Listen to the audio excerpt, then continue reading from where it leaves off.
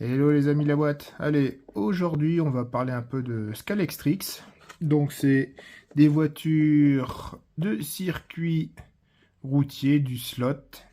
Et on va parler tout bêtement de digitalisation. C'est pas facile à dire, tiens. Digitalisation.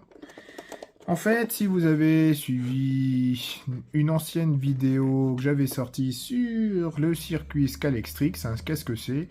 Moi, je roule en digital. On peut rouler soit en analogique, soit en digital. Donc la différence, je l'avais dit, c'est qu'en analogique, c'est une voiture par rail.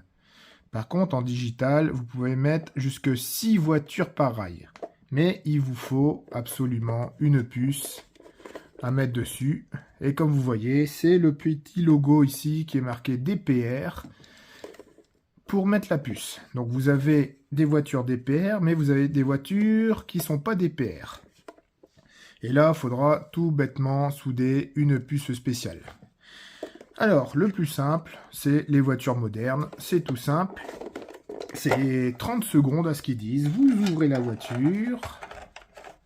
Vous dévissez en dessous. En fait, en dessous, vous avez un téton qui tient la voiture, comme ceci. Et après, vous voyez juste en dessous, une petite vis qui est là. Vous enlevez la petite vis avec un petit tournevis. Voilà. Vous démontez. Vous allez avoir un tiroir. Vous voyez, vous avez une prise comme ceci. Et à la place de ça, donc là, la voiture, elle est juste en analogique. Et à la place de ça, vous allez mettre un truc comme ça.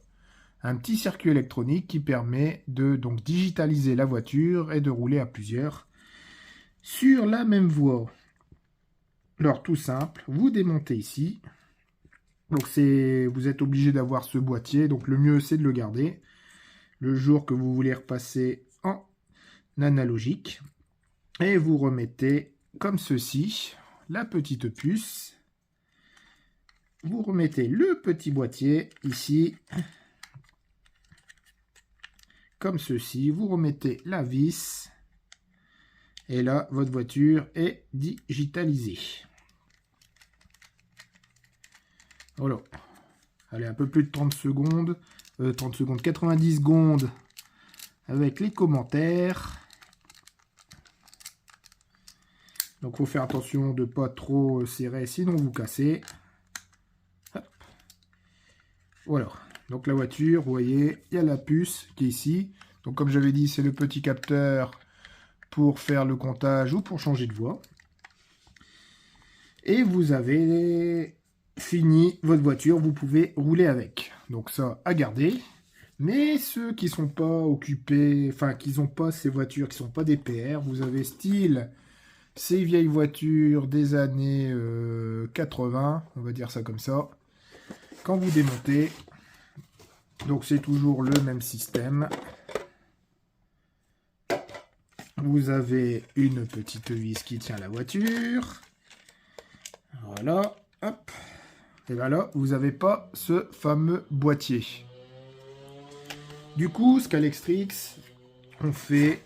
ça fait longtemps que ça existe, mais des kits de boîtier digital comme ceci.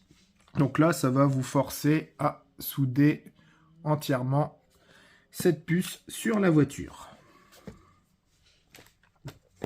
Alors, c'est comme ceci.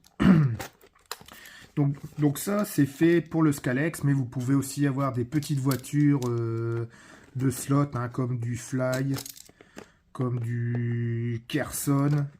Vraiment des petites voitures avec des petits moteurs, 18 000 tours. Si vous mettez des grosses voitures de malades, hein, qui peuvent aller sur 30 000 tours, et que vous prenez par exemple du Slotted, du NSR et tout ça, ça c'est des voitures qui tracent. Et vous risquez de cramer la puce qui est dedans. Donc là, c'est comme ça. Vous voyez, petit boîtier, vous avez ça. Et dedans, vous avez cette fameuse puce à souder. Donc c'est bien emballé. Du coup, ça, on n'a plus besoin. Et voilà à quoi ça ressemble. Une puce à souder digitale. Donc vous avez plusieurs câbles, vous en avez 6. vous avez cette petite diode. Donc c'est la diode pour changer de voie, comme sur la petite platine sur le côté. Vous avez ce fil-là, le rouge, le noir, ça à mettre sur le moteur. Et vous avez ça. Ça ici, c'est le frotteur. En gros, c'est les fils qui viennent ici. Je vais vous la monter avec vous. Vous allez voir ce que ça donne.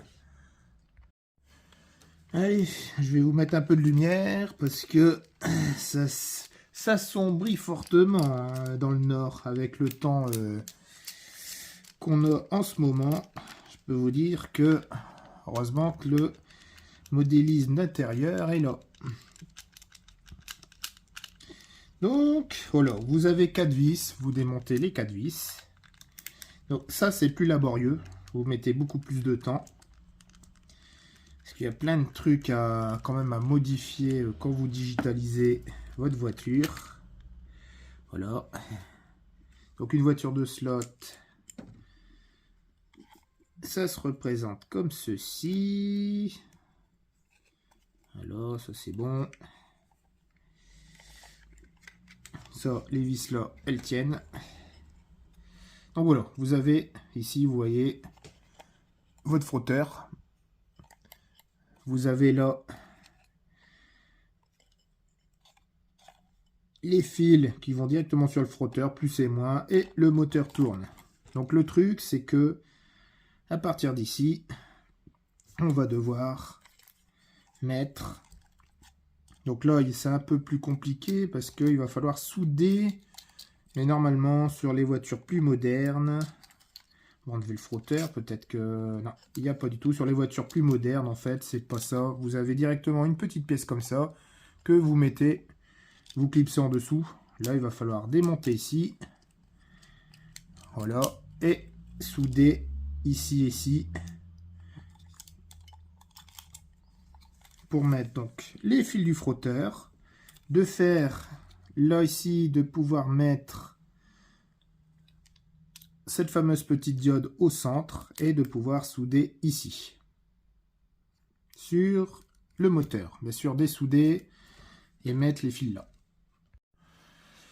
Alors, muni de mon fer à souder, je vais dévisser. Je vais dessouder l'antiparasite du moteur. Ça, je voudrais le garder et le souder sur la puce.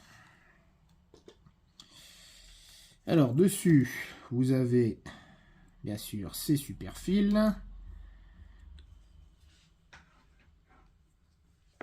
Hop, on essaie d'être avec la caméra, c'est pas facile. Voilà, ça, vous mettez ça là, ça, vous enlevez ça. Et ici, je dessoude aussi les fils, les 2 fils qui sont là. Ensuite, donc peu importe le sens. Après, on peut toujours inverser avec les fils qui sont ici. Vous mettez... Alors, je vais même tout enlever. Ça sera plus simple. Voilà, voilà. Et on soude ici. Ou même ici, c'est pareil. Voilà, un de fait. Et ensuite, on fait le deuxième. Donc, on fait gaffe au fil quand même. Ça comme ça. Il faudrait une troisième main. Un jour, il faudrait que j'investisse dans une troisième main. Ça serait bien. Hop. Et là, vous ressourdez ici. Voilà, c'est comme ça. Attention, c'est un peu chaud. Et voilà, j'ai déjà soudé ma partie du moteur. Donc j'ai plus qu'à remettre les éléments que j'ai démontés. Allez, maintenant on ressoude juste sur le moteur. Un coup là et un coup là. Sans tout cramer. Voilà, ça c'est fait. Maintenant, il faut pouvoir... Donc comme je vous ai dit, ici, il va falloir que je soude ce petit truc là ici. Donc pour moi, je crois que ça, tout bêtement, je vais les enlever. Ces trucs là, je les enlève. Voilà. Voilà. Et je vais les souder, comme vous voyez, là, ici. Ou après, j'aurais pu récupérer ces trucs-là. Et comme ça, j'ai juste à les clipser dessus. Marquez, c'est pas con, je vais récupérer ça. Je vais souder dessus. Et au moins, ça tiendra. Allez, je vous ai évité la soudure, mais j'ai juste soudé les deux petites prises à mettre dessus. C'est mieux. Vous savez, je vais vous dire pourquoi, parce que là, je ne sais pas si la voiture va tourner à l'endroit ou à l'envers. Donc du coup, j'aurais juste à inverser la position d'ici. Donc on va tester avant de mettre la petite diode. Ici, donc j'ai une astuce tout simple, hein, je vais le faire avec de la colle chaude, mais avant de faire ça, on va tester déjà la voiture si elle tourne dans le bon sens. Alors, j'ai branché l'Arc Pro, j'appuie sur la télécommande, la petite télécommande, ça y est, elle est bindée sur la 1, et je mets la voiture dessus. Et là, vous voyez, ah bah ça fonctionne tout de suite, c'est génial. C'est génial, c'est génial. Bon, elle avance pas des masses, mais c'est parce que, justement, j'ai bougé ce truc-là. Il y aura des trucs à régler et à revisser. Mais sinon, elle avance dans le bon sens. Si elle aurait tourné dans le mauvais sens, il aurait juste fallu inverser ici. Donc alors, pour faire tenir la petite diode dans le trou et que ça tienne, donc un truc tout simple. Vous voyez, j'ai mis un morceau de scotch ici. Je la mets à peu près droite et je vais utiliser le pistolet à colle. Ça tient sans tenir, donc ça c'est merveilleux. On met bien comme il faut dedans. Voilà, enfin bien comme il faut, on en met. Je sais pas si vous allez voir. Hop, voilà, on laisse sécher. Et après, j'ai plus qu'à enlever. Donc temps de séchage, quand même, pistolet à colle, il faut attendre au moins 2-3 minutes. Allez, la colle est sèche. Donc voilà ce que ça fait. Bon, ça fait peut-être un pâté dégueu à l'intérieur. Mais le principal, c'est que le jour que vous voulez plus de cette voiture, vous la revendez. Parce que le slot peut se revendre comme les voitures radiocommandées. Et ben vous avez juste ça à enlever parce que ça tient sans tenir. Et là, ce fameux scotch me permet, vous voyez, d'avoir la puce qui est comme ça, comme ceci. Bon bah du coup, on va quand même le tester. On va tester la voiture. Il n'y a plus qu'à tout remonter et voir si les passages se font. Ouais, se font comme il faut. Bon, ce qui est bien, c'est que si vous attendez pas trop longtemps, vous pouvez toujours rectifier, parce que moi je la voulais bien droite, la truc là, elle est bien droite. Après, vous pouvez toujours reconsolider, s'il faut, par de la colle. Mais bon, là, c'est impeccable, ça tient. Et maintenant, il ne reste plus qu'à voir sur le circuit ce que ça donne, et bien sûr, de pouvoir remonter la voiture. Donc là, il y a juste à mettre deux petits coups de vis. Ici, comme ceci. Ah oui, remettre la calandre. Et on se retrouve sur le circuit. Sur le circuit, voilà la voiture digitalisée. Donc l'histoire de la puce que je vous disais là, ce petit truc qui est là. En fait, c'est chaque fois que vous passez sur... ici là, sur les capteurs qui sont là, ça fait une action. En fait, la diode signale sa présence. Et vous avez une action. Donc là, ici, en l'occurrence, c'est sur la power base. Par contre, vous avez, par exemple, ici, vous voyez, vous avez une aiguille. Vous mettez la voiture un peu plus loin. Vous avez le capteur qui est ici. Et là, en fait, ce qui se passe, c'est que si j'avance, vous voyez, ici, au niveau de là, ça a permis de commuter et de changer de voie. Donc, c'est soit l'histoire du digital.